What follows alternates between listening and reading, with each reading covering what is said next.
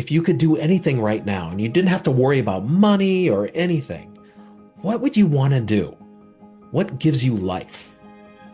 Not necessarily what you think will make you happy, but what gives you life, even if it's hard. Welcome to the PM Podcast, brought to you by DonorSearch, the show that takes you inside the lives of thought leaders, innovators, and changemakers in fundraising, philanthropy, and civil society. I'm your host, Jay Frost. Jeff Schreifels is principal at Veritus Group and co-author of It's Not Just About the Donor. With over 35 years in nonprofit fundraising, he's helped thousands of professionals create meaningful donor relationships and raise more money with integrity and heart.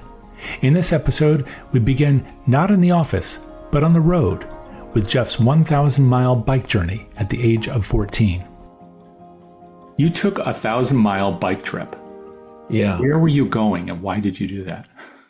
I've actually taken 4 1,000-mile bike trips. But this was when I was, from all the way from 16 to 21 years old. I did this. And so I grew up in Minnesota. And when I was, my first bike trip, my first 1,000-mile bike trip was when I was 14 years old. Wow. And I went with like a youth group kind of thing from my church, and 4 of us guys and a youth leader who was a big biker helped us. We started off in near Lake Superior in northern Minnesota and did a 1,000-mile loop up through Thunder Bay or up through Lake of the Woods, over into Canada, coming down to Thunder Bay, all the way back down Lake Superior. And it was like a 10-day trip. And it was an incredible experience because you learn so much about yourself, your physical, just the physical. Can you do this physically? You bond with people, you eat things that you normally would not eat, because you're so hungry, I'm thinking of like spam, cold spam, what I would never think about, but then started craving when you're there. And so I did a number of those as in my teens, and then I actually led a few of those bike trips for younger kids as I got older to do that for other kids. But those bike trips were just an amazing experience all the way around because not only did you bond with the people that you were biking with, and usually there were like 4 to 5 people that I went with, but you meet incredible people along the way. When you bike, you see the world in a different way versus driving by car, of course, because you can actually have conversations with these little towns you go into. And then when you're biking, people are curious, right? Because who is this biker from, like when I was doing a trip in Maine, like, you're from Minnesota. Why are you out here? What's happening? And you meet all these incredible people, and then they invite you into their home and they say, hey, if you want to camp out in our backyard, go ahead, do that.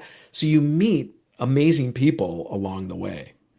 So this is the original trip when you were 14 was a church group. Yeah.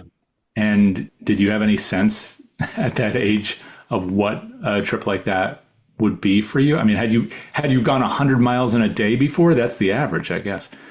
Well, prior to the first trip that I did, because the first trip, you have no idea what 100 miles is going to feel like. We would move up to like 30 mile a day, kind of around where I lived, just do 30 miles and kind of build it up.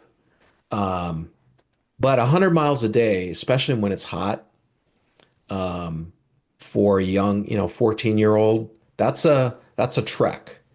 But it's one of those things you wake up at, dawn and you're biking all the way till dusk through that whole time. So, there's a lot and then, like the first 3 days of that trip is very painful. And then the last 7 days you get used to it, and then you start to really kind of move into it physically. But, those are some incredible memories. If you put it all together, that's actually biking across the country. Yeah, if you put it together, yeah. But I don't know. I grew up in a culture around St. Cloud, Minnesota that I biked everywhere. I biked to my job, even when I had a car when I was 16, I still biked everywhere. It's just like that's what we did. I bought my first bike when I right before that trip. And I used that same bike in all of those trips. Oh, wow. You still have the So bike it's now?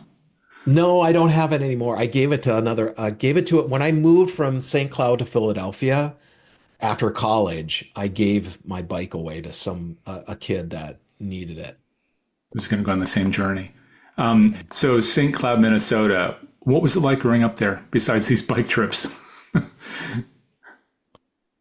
I mean, as a kid, it was incredible. I grew up 3 blocks from the Mississippi River. And I think about how today kids have summer camps that they go away to, and parents pay for their kids to go away for, anywhere from 4 to 6, 8 weeks all summer, whatever. But St. Cloud was summer camp. Like that's what it was. It was every day we would be outside, down by the river, doing stuff, playing frisbee golf. I mean, it was just like an endless playground. And there were so many lakes around. We'd bike to the lake and go swimming and then come back and, my it was one of those times, if you like the 70s and early 80s was parents just let their kids go out and then come back home for dinner. You had Pre-range no idea parenting. where they Yes. were. You just trusted that, everything was going to be okay. It's really hard to fathom in today's world, like how you could like let your kid go out all day and not come back and not see them until dinner. But it was really commonplace back then. You're a parent now. I'm a parent. Yeah, I have 2 adult children and I have a stepdaughter who's 15. Um, so, I always try to say, let them go out, let them do stuff on their own. We're so worried that something's going to happen. But like, for example, Charlotte, who's my 15-year-old, we have a place, an apartment in Center City in Philadelphia.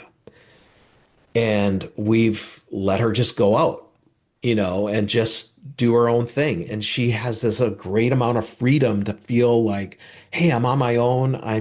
I can go into different places and explore and go into bookshops and all of those things. And she comes back and she loves it. She just loves the energy of the city. And I love to be able to just let her go, and just you can come back in 4 hours, and then tell us what you experienced. But so I think I can do that. And I did that with my older kids too when they were young because I had the experience and I knew it was going to be okay. That's not everybody's attitude, not only about parenting, but especially in a place like Philadelphia. Yeah, I think it's because so this goes back to my story too, is a couple of things. My growing up in St. Cloud, I was able to do this myself. But when I moved to Philadelphia, I came to work with kids in public housing, some of the hardest neighborhoods. And to somebody, a white guy from Minnesota coming in, or anyone from a small town thinking of Philadelphia at that time, and this was in the late 80s, thought Philadelphia was this really scary city at that time. And there was all kinds of things about there's all this crime and everything.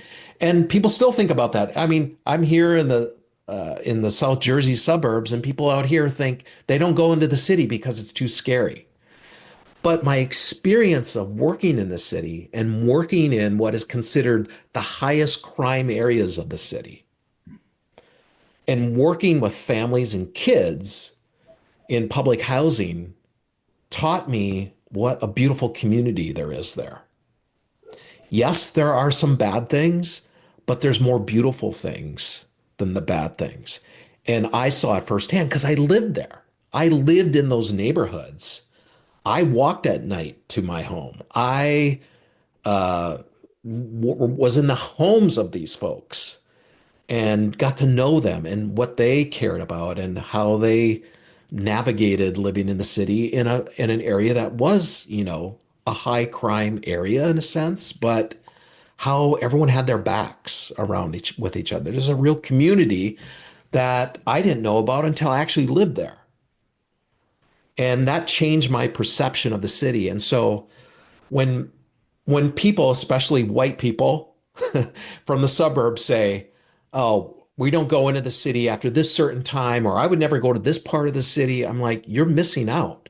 There's a whole community of people. I mean, crime in the cities today has gone way down after COVID, all of that. But I know it because I walk the streets of Philadelphia. Well, what brought you And there in the first place? I was a junior in college. I went to St. Cloud State University. I was a junior. And I was at a time in my life where I just felt like I was in a rut. Like there was something wrong. I knew that there was something I needed to do, and I didn't find fulfillment at the time. I was getting my degree in education and history. So I was on a track to become a history teacher. And a friend of mine had done like a 1 month stay in Philadelphia to work with kids in the public housing. And there was a huge difference in him when he came back. Like it was just like that experience changed his perception of the world. And I was like, I need something like that. I need to like put myself in a place where I'm uncomfortable. And so I took a semester off of college and I went for 2 months to Philadelphia and lived in a community of other college students in a really difficult area of Philadelphia. And we did after school programs and we tutored kids and we did youth group kind of things. And I got to know these kids in these different communities. And that changed the trajectory of my life. It really did. Because at that time I thought, well, I'll become a history teacher. I'll live in St. Cloud. I'll have this nice little life that I was building, and that changed everything. So that changed what I was going to be doing with my life. I knew then I was like, I'm going to come back to the city after I graduate. I want to teach kids in the inner city, and I'm going to live here, and this is what I'm going to do. Now, when you went off on that bike trip when you were 14, that was an Yeah. activity where you knew you could go there and it was an adventure, but it was also a safe space. You were with friends or at Yeah. least people that you knew, and there was probably a Yeah. youth pastor or something. When you went Yeah. to Philly, was that you on your own? Were you soloing, or was that also part of I was soloing, but I was meeting people who were also soloing from all over the country right? to come there for 2 months. It was like a break time for a lot of people in college. So there were probably 15 college students from all over the country that came. And it was it was a youth ministry founded by Tony Campolo. Tony Campolo was a famous American Baptist preacher, but he was also a sociologist. He was a progressive Christian. He was Bill Clinton's pastor. So he had this heart for the poor. And he was a professor at Eastern College, and he created this inner city ministry that I found out about through a friend. And that's what one of the things he did every summer was recruited college kids all around the country to come for a summer. And that's when like 200 or 250 college kids would come into Philadelphia and spread out in different neighborhoods and hang out with kids, essentially. So you went on this adventure. You had your months there, and then you made this big pivotal decision. I'm curious how your family reacted. We were just talking about how you had this sense of freedom because of how you developed and what you did, and that then lend itself to how you parented. How are your parents and family, who were all there probably in St. Cloud for a while, feeling about their son moving off to Philly? They actually embraced it. So one of the things about my family is that my dad was in the Navy. And so when we were kids, I went to 12 different schools before sixth grade. Oh, okay. So we were always moving somewhere. And so that for me, that was an adventure. I loved it. And so it wasn't a big deal that we were moving to different places, you know? And, I guess as a parent, if I thought about it, my 21-year-old said, "Hey, I'm moving across the country. I want to work in the inner city. I want to do this thing." I'd be like, "This is awesome." Because that means that I raised them well.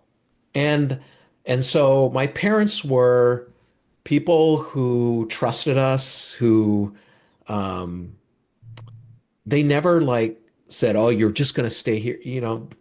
They were really supportive of all of us. I have two younger sisters, and they all did things similar to what I did. They did other things across the world, but we all were kind of a family that weren't afraid to migrate and move around.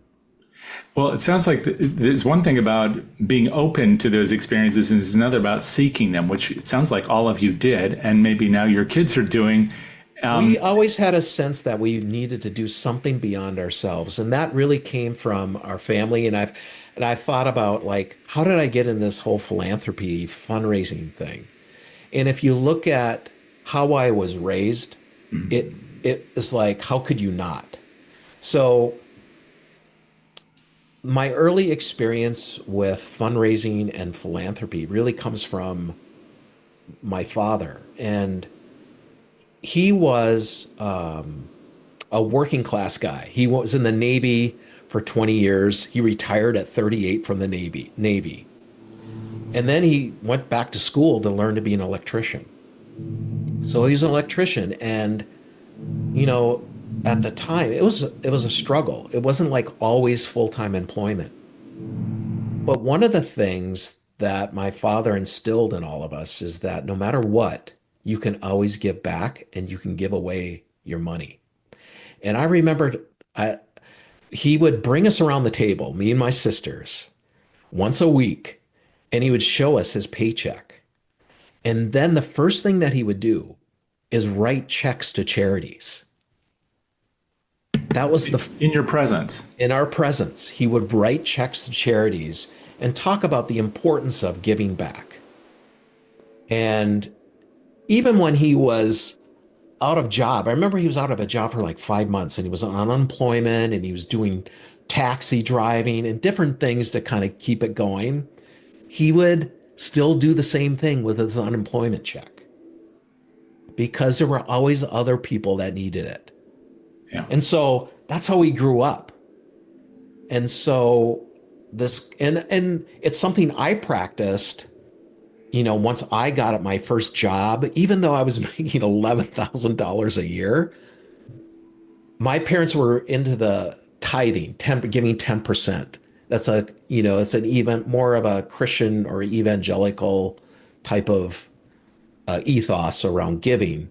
But that's what they develop. And for me, if you give it away before you take it, give it, have it, you don't see it anyway. And so I would give away over $1,000 a year on an $11,000 salary, and I still was able to survive.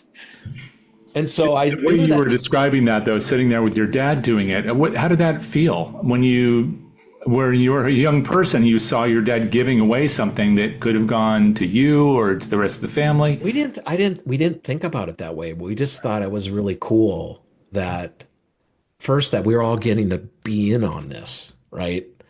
It wasn't, we always knew what my parents made. Money, we didn't like have any weird things around money. Like most people, it's really hard to talk about money, but they were very open about it. And so we knew they didn't make a lot of money. And, when we all had jobs in high school, we contributed to the family. Sometimes, I remember one time our lawnmower broke and my dad didn't have the money to do it, but I had enough in the bank to do that. So I went and bought a lawnmower for my dad when I was in high school, so that we could, and so that wasn't a weird thing. It was just, this is who we are. This is what we have to do. Um, so, having grown up that way and seeing the power of philanthropy and that you can give away your money. And, you know, I remember early on in my 20s feeling a little judgmental towards people who are like, I can't give away this much money. I'm like, yeah, you can, because I can do it and I make a whole lot less than you do. You know what I mean? But, as I matured, I became less judgmental about all of that. But I knew that it was very powerful. And I learned early on that the more you give away, the more that comes back to you. Yeah, this is something that people have talked about for a long time, Yeah. but describe that in your own life. How has that been true? Oh gosh. I mean, I guess I live in this constant state of gratitude for everything that I have. And I don't know if it's because of all the things I have that I feel like I want to give a lot of it away. Or I give a lot of it away and things come back. It doesn't really matter. All I know is in my life, throughout the course of my life, that I have been given so much. And so because you've been given so much, I feel like you have to give away. This is just part of how I grew up. It's been instilled in us. And I look at my parents now, they're 85 and 83. They're still like this, you know. Um, they want to help. They want to give away. Um,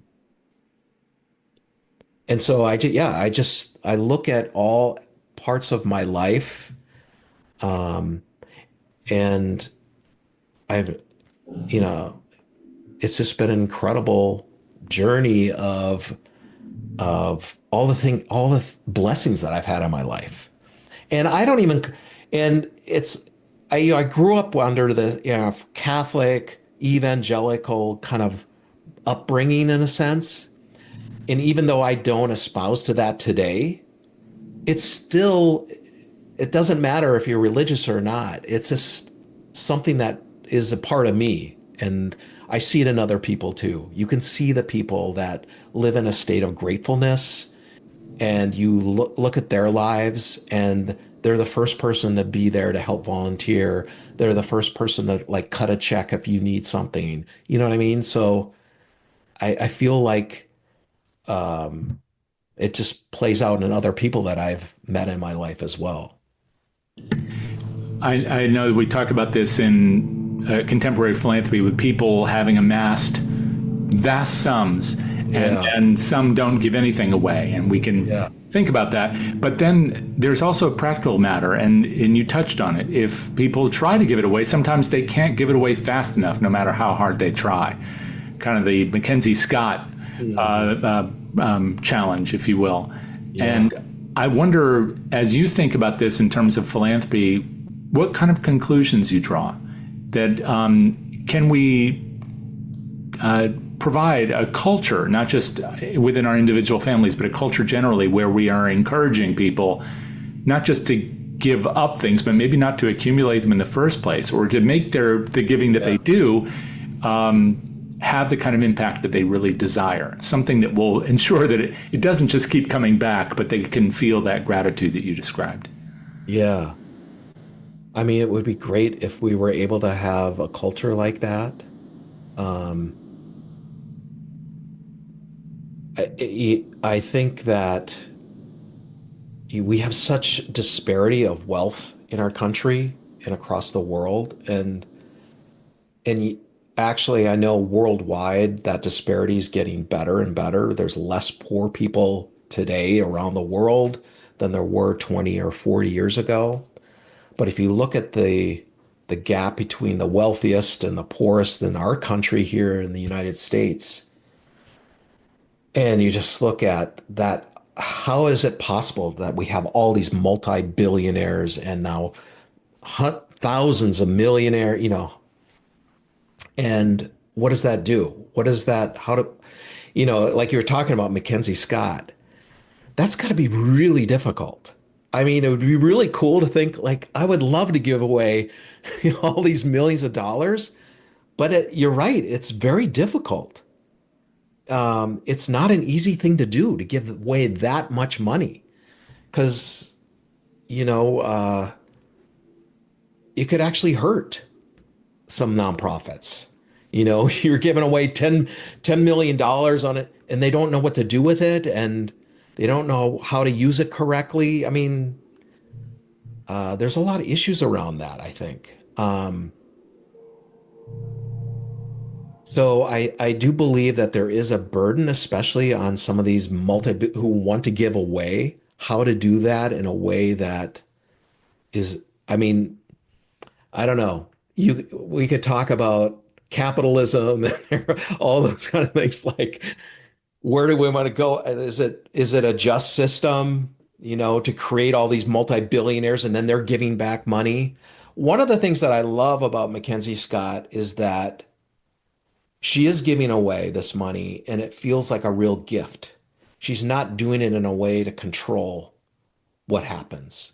So she's giving it in a way, she's not saying, and then you gotta send me a 10-point, response like, how are you using this money and this money and this money? She's trusting these nonprofits to spend it wisely.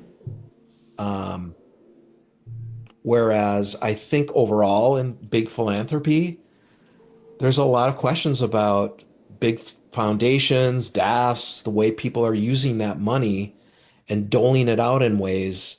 Is it another form of us controlling how societies run and how we do things? Or are we just giving that gift free? Which it sounds like your father was doing and that you're trying to do. You just make those That's gifts, so what you're my, not yes. making them sign an Yeah, agreement. he didn't ask the nonprofits that he was sending his checks to, um, For to a quarterly restrict it. report. Yeah, or a report. Um, he didn't. He gave it away freely. He Yeah. gave that away freely, and that's really what I've tried to do with my own philanthropy.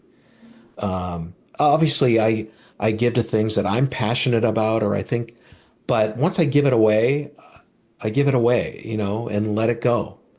Part of this is also about trust, isn't it? I It mean, is.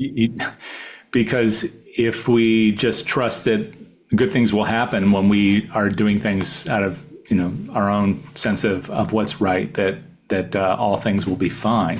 Right. But I realized I took you out of your journey, and you were talking about It's all going to right. Philadelphia and teaching. Yeah. So what? How did that Yeah. begin, and how did it end? Because you didn't Yeah. ultimately didn't decide to Right. make a Yeah. career in teaching. So when I finally moved after I graduated, I started looking for teaching jobs in Philadelphia. And at the time that I was searching for those jobs, there weren't many openings at all. And so I had to think of an alternative because I was doing an internship working with kids, but I also needed to make get a part-time job. So I I called a magazine that I used resource for in some of my papers in college, and I knew it was based in Philadelphia. And it was called The Other Side Magazine. It was a Christian peace and justice magazine. It was started by a Southern Baptist preacher in 1965 around civil rights, a Southern Baptist white preacher around civil rights. And he started this magazine. It was called Freedom Now, and it turned into The Other Side Magazine. It was also one of the first Christian magazines in 1972 to come out in support of gay and lesbian Christians in 1972. So I was drawn to this magazine because I was progressive in my political and also religious life. And so I called him and I said, I need a job. What do you have any job openings? I got in the white pages, looked them up, and they said, well, actually, we had this part-time fundraising job. And I said, well, I don't know a lot about fundraising, but I'm willing to learn. And they said, why don't you come in and we'll talk? So I did. And they were more interested in my journey from coming from St. Cloud to Philadelphia. They didn't even really care that I didn't have any fundraising background. They just knew that I was willing to learn. And so, because this was a nonprofit magazine, they got subscriptions and all of that, but they also had to get donations. And so I got hired, and then that eventually turned into full time. But I had to learn how to do fundraising. And so I read everything I could. I go to different seminars. You know how there'd be these seminars back in the day next to the airport hotel, somebody, and I met this guy named Tim Burgess, and he was from Seattle, and he owned an agency called Domain Group.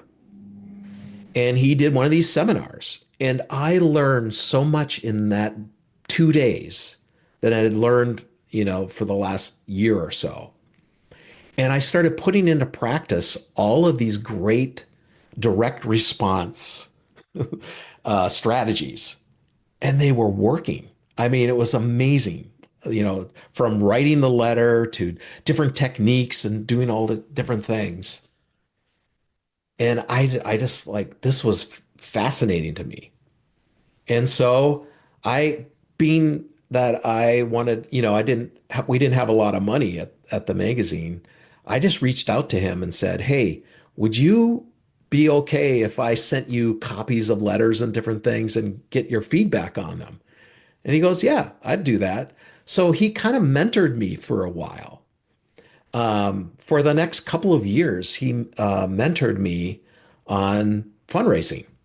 And he was really gracious to give me his time because, he knew we didn't have a lot of money. He kind of liked the Other Side magazine. He knew about it. And so I learned a lot from him and just a lot of trial and error.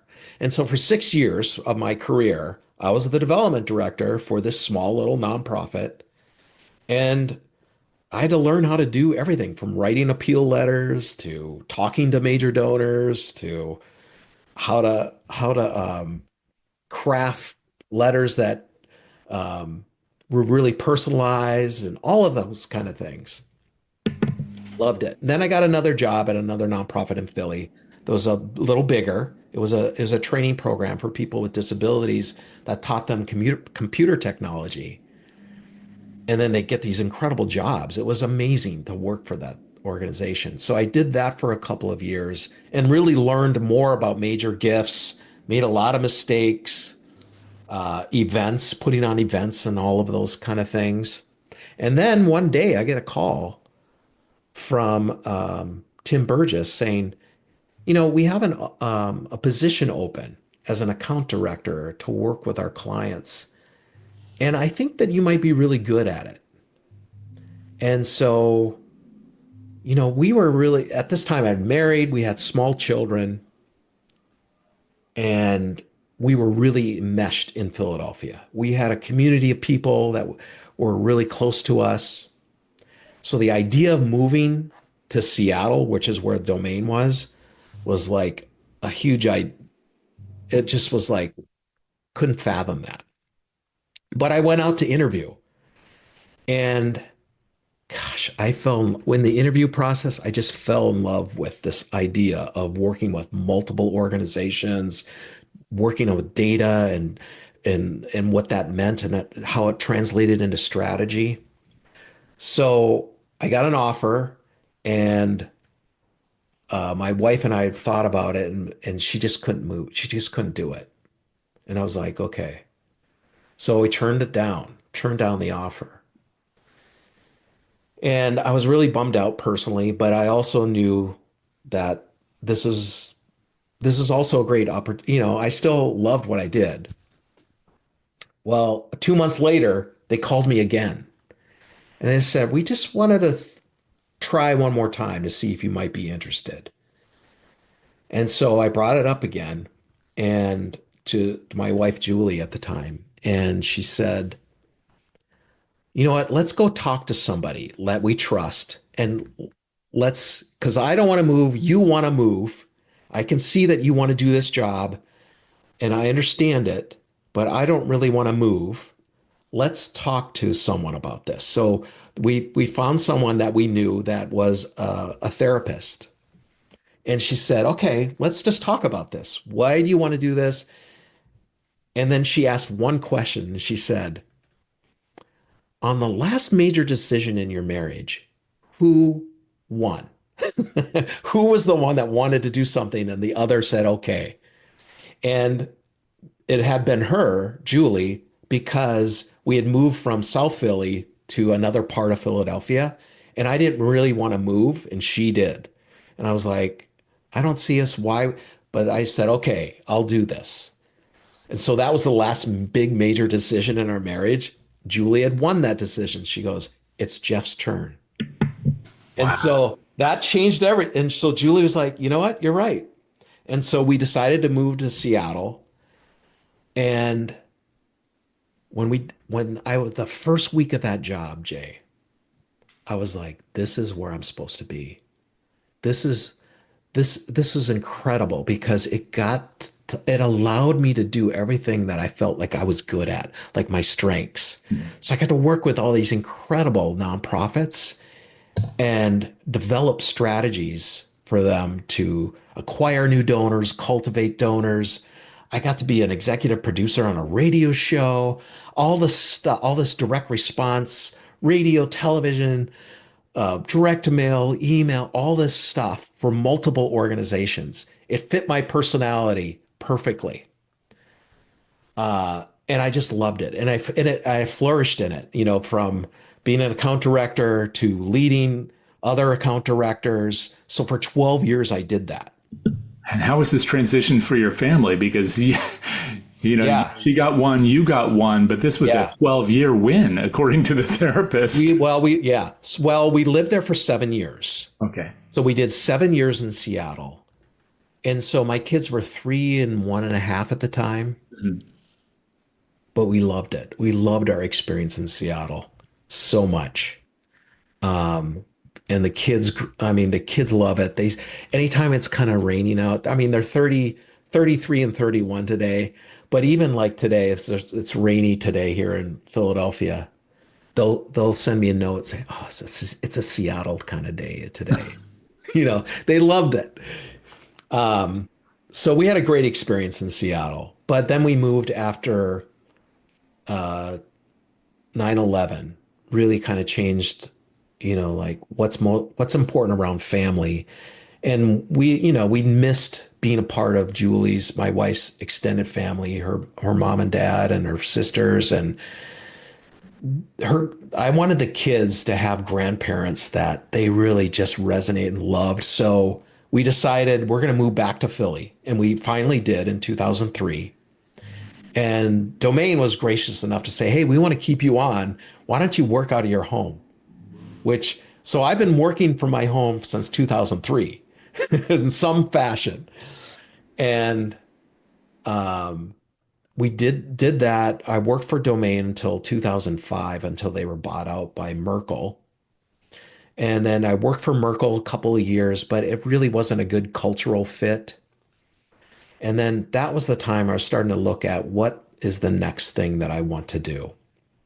And fortunately, Richard Perry and I had become good friends at Domain. Richard was Tim Burgess's partner with Domain. And over the years, Richard and I had really become close friends along with as colleagues. And when they finally sold Domain, Richard wanted to really start working on the major gift side. He started to develop some of what we call the Veritus way today, back then, and helping nonprofits. Even though we were a direct response agency, he wanted to help organizations on the major gift side. And so he was doing that. He had a small consultancy after he sold Domain. And he was like, let's work together. Both of us had major gift stuff when we were development directors because he had been a development director a long time ago. Let's do this. Let's build this out. This is an area in the nonprofit space that's really underserved. And I was like, let's do it. And so in 2009, in my living room, we rebranded his little personal consultancy into Veritus Group. And we decided this is what we believe about us. This is where what our mission is, and here's our vision. And that's how we came to start to work with organizations on the major gift side. And, for a couple of years, it was tough. It was just the two of us. We're just trying to build, a base of clients. And basically, they were clients of people that we knew in the industry. We'd worked in it for a while. We knew people. But then we started writing a blog in 2011. And that blog around major gifts started growing. We had 12 subscribers, and then it was 200. And then, it got a little more. And all of a sudden, people started calling us. Hey, we need help in major gifts. And so then we started writing white papers, and the idea was this, that the more we give away free, the more come back. And at first, Richard was a little skeptical. He's like, if we give away what we know, then why would people want to hire us? And I was like, you have to trust that. And this is it was like the beginning stage of content marketing. The more you give out, people are like, oh, I want to know more about this. And so that grew until today. We have like 45,000 subscribers to the blog, podcast, white papers. We've written a couple of books. So we've created a lot of content and we've given it away. Anyone, if you really took all the content, could do what we do and not need us to help them do it. So that brings up the question is, why do people then come to you? I mean, what's at the heart of the message of all that content? That's probably what's important. The heart of the message is that major gift fundraising or fundraising in general is really not about the money. It's about the relationships. Your job as a fundraiser is to develop those relationships. And our job is to tell you how to create the environment to actually do that and have the time to do that. And so when they say, well, we do the Veritus way of major gift fundraising, that's really simply the structure that we create for organizations to work within so that they have the time and ability to build relationships with their fundraisers. Because we know now for almost 2 decades of doing this work that it works. The more you build a relationship, the money follows. So that's essentially the heart of it, what we developed. There's an issue of all the things we've been talking about right now in philanthropy generally, and one is trust. There's an old line that philanthropy moves at the speed of trust, and so that's essential to, I guess, what you're describing in the Veritus approach. Exactly. I wonder, though, the other thing that we've been seeing for decades now throughout our careers, is this decline in the percentage of people who give to charity at all, who don't do what your dad did and what you do, and who don't volunteer,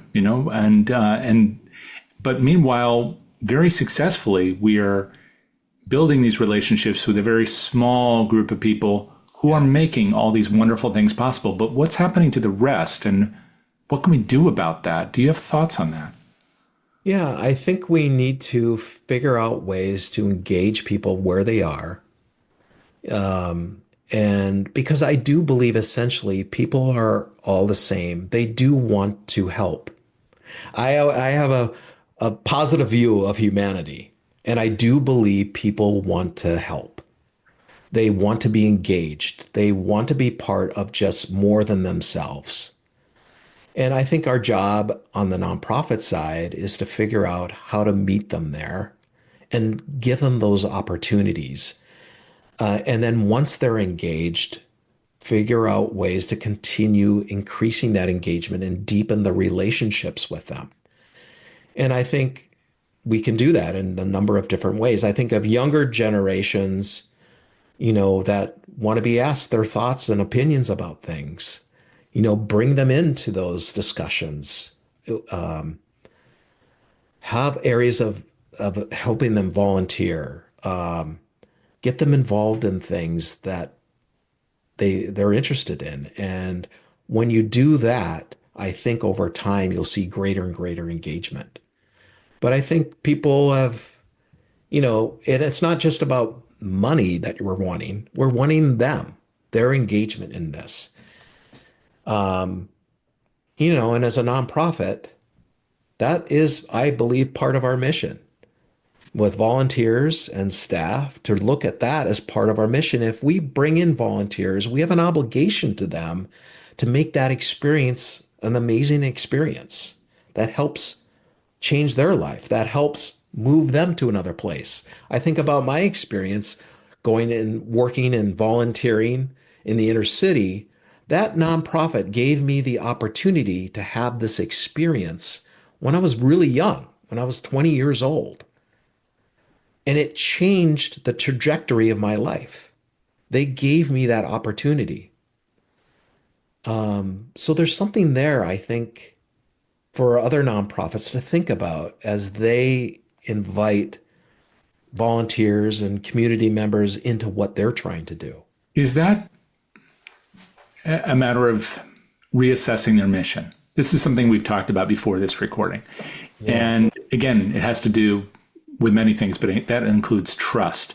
You said they invited you in there to do that work. You also sought it. That's a two-way connection. That's right. You decided to go. They opened you, it sounds like, with open arms. That changed the trajectory of your life.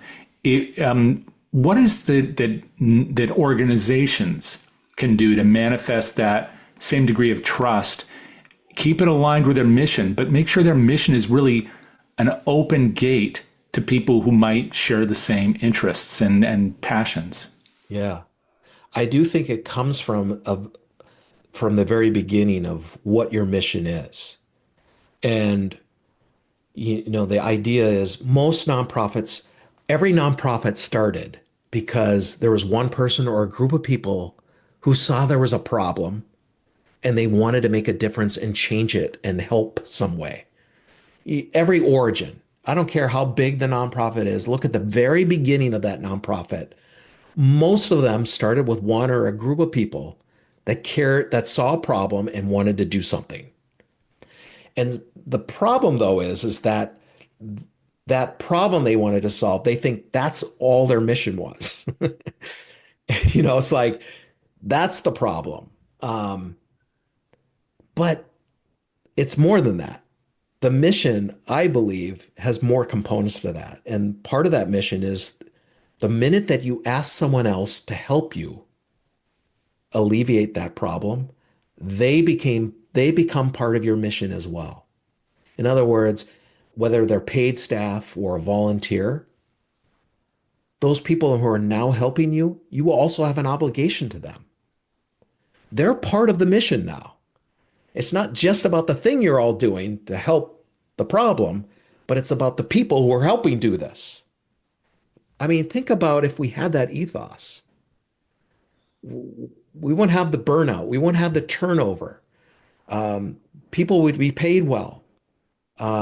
We would have opportunities for people to volunteer that were meaningful and were helpful. And they weren't as, well, we got to do this volunteer thing. No, they're part of this. They're part of this mission. I realize I just invited you to give the prescription without providing the diagnosis first. So Yeah. that's the failure on my part. So for those who listen to this conversation now, who haven't yet faced that condition, whatever that condition is to the sector, what do you see as the primary problems that this approach will solve? This kind of flexibility and inclusiveness. At least those are my words, not yours, but ways for organizations to make the people their mission, not just the thing they discussed in a room with three friends 20 years ago, but what's going on today. So what is the problem that solves? What is the stasis of nonprofits today? I think that it solves a lot of things. I think it creates community. Beyond just this problem you're trying to solve, it creates a greater community within the community that you're serving, both with the people that you're serving, And that's a part of this too. The people that you're serving are part of this mission. The people that are in those neighborhoods, they're part of your mission. Are they stakeholders in your mission? And we forget about that. It's not me coming in and trying to save the day. It's me working within the communities to solve those problems together, along with your staff, along with your volunteers, along with your donors. We're all in this together and building out that community that we're all here to solve this because the donors are just as much a part of that mission as well. The donors, while they physically aren't doing the work, they're passing on their labor, the good part of their labor. They're giving some of that money to you to actually do that. They're part of that community. They're part of this mission. We have an obligation to those donors as well. So the donors, the staff, the volunteers, the community, we're all in this mission. This is a mission of the organization. And that's building community. It's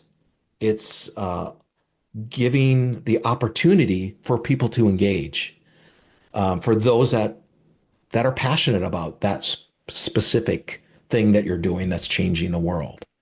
Are we at one of those big seminal moments again? Because you talked even in your own life, it's almost like chapters that Yeah, made that decision yeah, about, you wanted to go and be kind of a more expanded person. You did that early in your life. yeah, Decided to make that change with Seattle. But then you also yes, talked about how 9/11, we didn't really dig into that, but how yeah. that kind of changed everything and That was everyone. another chapter. Yes. COVID has had an impact that we haven't really, as a community, completely Yeah, interrogated to determine how it's impacted us. And now we're going through a major political upheaval that's yeah, impacting the sector right at this moment as we yeah, speak.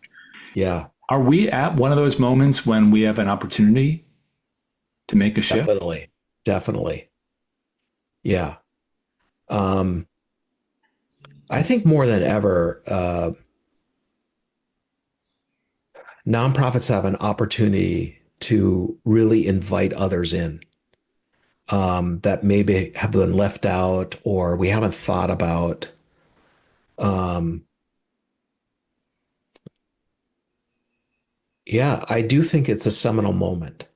I haven't, you bring this up. I haven't thought about it so much. I mean, yes, COVID, yes, we're in this time, but when you're in it, sometimes you don't really realize until you're over it. But I think now we know because we had COVID and it wasn't that long ago. What are we learning from that? Like what were the lessons that we learned? And I feel like we have an opportunity to learn from it and do something greater, or we're going backwards. Like sometimes you think, people, yeah, you got to come back to the office, you got to do it this way again, or maybe we need to do it differently. And it seems like the organizations that are rethinking things and doing it differently, um, have a better opportunity in the future. Um, I think about during COVID, how it changed how we communicated with donors. We used to think in major gifts, the end all and be all was the face-to-face meeting across the table or in the living room with the donor. And that's not true anymore. And that's because of COVID, because we were able to communicate and realize Zoom can be good, even text can be good. What we found out is we were trying to figure out how do people like to be communicated with, and we were asking people. We started at one of the things that I saw that major gift officers were doing were having conversations that they didn't have before because they were in a different spot. It felt like you could have these conversations. Um, and and donors too were opening up in ways that we'd never seen before. Donors were telling major gift officers things about their lives that prior to COVID they weren't doing. But something happened that made people vulnerable. Maybe it was seeing death all around them. Maybe it was seeing tragedy and realizing I need to connect with another person. And I'm hoping that we can use that again in this time where it feels like we're, uh, we're in this place of hatred, of of one against one against the other person, um, dividing people, and that we can use this to say, no, we're not going to do this. We're going to bring people together in community. We're going to talk across the aisle together. We're going to have a civil conversation. We can have that. We can have differences, but we can talk okay with one another. We can treat people well. We can be kind to people. I think the nonprofit world can learn from that, and our nonprofits can be that for the people here in the U.S. and across the world, building community and expanding their idea of what their mission is beyond just the thing they're doing every day, but really seeing how their own people that are working for them, that are committing their lives to this work, the donors that are committing their financial um, gifts, and the community in which they're serving coming together and being one community. We talk about we need to be donors need to be partners. I say it needs to be more than that. They need to be part of the mission and feel part of the mission. Um, so I think this is a moment. Yes. As you're doing this work, and you've been doing this for a while now, Yeah. you've also sought these opportunities to test yourself, to find the uncomfortable, to seek some form of change. What is that thing that you imagine seeking next? That's what I'm pondering. I just turned 60 um last month. And so I've been starting to write um like a I have my notes that I keep, and my one of my notes is, what am I going to do with the next 20 to 25 years? Because that's how much we really have. 85 would be great. If I could live to 85, awesome. And I'm doing things that physically I'll be okay at 85, barring any kind of disease or anything that I can't control. But I'm starting to think, what is it that I want to do in the next 20 to 25 years? I know that at some point I will have to let go of Veritas and somebody will take over and hopefully take that on. How do I do that well? How am I intentional about that? So I want that to happen and figure out that. But then what do I want to do personally? And there's a number of things that I've thought about.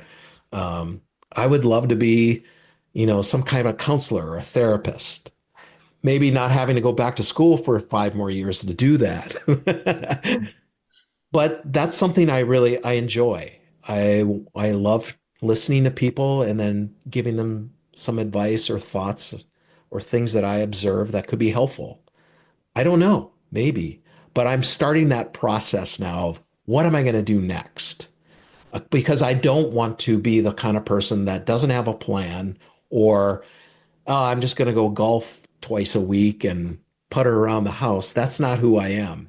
But I want to be intentional about that. And so right now is what I'm planning. I'm in that planning stage, Jay. It's funny because I asked you about the plan, but I realized that as you've talked about these things, you've been just keeping yourself open. I mean, in Yeah. all these parts of your life so far, they haven't been opportunistic. That sounds like the wrong word because You that's know what? often That's a really good has negative observation. connotations. But That but you know the, that but one time, so the time that I went from Philly to Seattle, there was something that I was doing that opened myself up to the idea of moving. And I went through this thing called The Artist Way. It's a book, and you can still get it today. I started writing 3 pages. They called it the morning pages. And I started writing. And you're supposed to not even think about what you're going to write about. You just start writing. And that revealed that I wanted to do something greater in my career. And I wanted to do something, but I didn't know what it was. But I wasn't, even though I liked what I was doing, I didn't love it. And I knew that there was something else out there. I didn't know what it was. But by writing every day, that was revealed to me. Like, this is what I want to do. And I open myself up to new possibilities. And you're right. I think I have been open to different things, and I haven't been this opportunistic person that's this is the next thing and this is the next thing. I've just been open to the possibilities of things and knowing when one thing needs to close and another something else needs to happen. So like the time where I felt like in college, like something's not working. I need to be open. What's the next thing? And then that came. And that changed my life. And then it was Seattle. And then it was, coming back to live back in Philadelphia. And then it was to start our own company, and now I'm at that next point. Like I'm open to whatever that is. And I can start to feel like it's coming to this chapter is coming to an end soon, and soon could be 5 years. I don't know, but it's coming. But I want to prepare for what that next thing is and be open to it. So kind of putting on that counselor hat without the 5 years back in school to do it, I'm wondering, is there a piece of advice in there somewhere for all the other people, not just in our field, but across the country who are kind of, as you said earlier, burned out? And maybe they're burned out a bit because the organizations that could have embraced them haven't done so yet, although they still can. Yeah. But maybe also they just need to figure out, do I stay or do I do something different? Do I remain open? What's a good counselor's advice to those people trying to figure out how to navigate where they are and where the opportunities might lie? Yeah. I first would say, why are you feeling the way you are right now? What is it that's causing that you feel burned out? What's going on? Like, what are some of the causes of this? So you can identify, is it external? Are these internal things? And then, what would you love to do? What if you could do anything right now and you didn't have to worry about money or anything? What would you want to do? What gives you life? Not necessarily what you think will make you happy, but what gives you life, even if it's hard. What is it that you want to do? And go from there. And that's what I'm asking myself next. Like, what is it that's going to give me life? Not necessarily what's going to make me happy, because I don't believe you should be pursuing happiness. I believe you should pursue the life you're meant to lead, and happiness will be a byproduct of that. And that's always happened to me. Well, that's it for this episode of the PM Podcast. You can learn more about Jeff, read his blog, and listen to his podcast, Nothing But Major Gifts, at veritusgroup.com. Our thanks to our sponsor, DonorSearch, the world leader in AI-powered fundraising intelligence solutions for the nonprofit world. Our producer is Jack Frost, and our theme music is Moving Out, Moving In by Jay Taylor, and is provided courtesy of Epidemic Sound. If you like what you heard, make sure to subscribe wherever you like to listen. Check out our sister shows, Frontlines of Social Good and How to Raise, and come back next weekend for another conversation with a leader in the world of social good. Until then, this is Jay Frost. Thanks for joining me.